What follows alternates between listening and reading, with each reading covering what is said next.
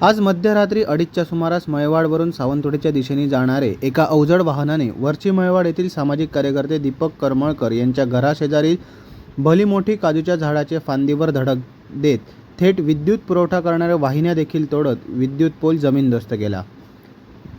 या रस्त्याच्या बाजूला असणाऱ्या भल्या मोठ्या काजूच्या झाडाची फांदी तसेच विद्युत पोल तुटल्यामुळे मोठा आवाज झाला। या आवाजामुळे येथील घरमालक दीपक करमळकर जागे होत प्रसंगावधान राखत घटनास्थळी धाव घेत समोरील प्रसंग पाहून विद्युत पुरवठा विभागाला संपर्क साधून विद्युत पुरवठा खंडित करण्यासाठी घटनेची माहिती दिली। यावेळी मात्र सदरील अज्ञात अवजड वाहन चालक तेथून पसार झाला होता। यावेळी तेथूनच कामानिमित्त जाणारा दुचाकीस्वार या अपघातात थोडक्यात बचावला। या दुचाकीस्वाराला तेथील ग्रामस्थांनी उपचारासाठी दवाखान्यात पाठवले। मात्र या अपघातात दुचाकीचे दर्शनी भागाचे मोठे नुकसान झाले आहे।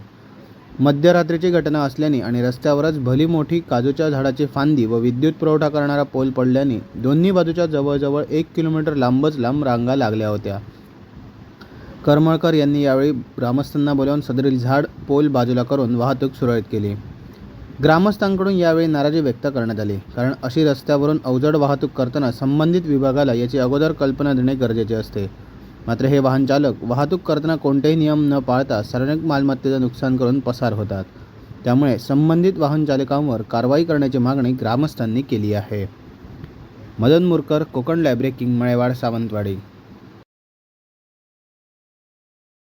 Konkan live breaking news channel, अचूक बातमी, थेट हल्ला।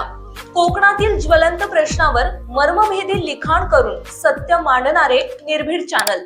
लाईक करा, सबस्क्राईब करा आणि फॉलो करा।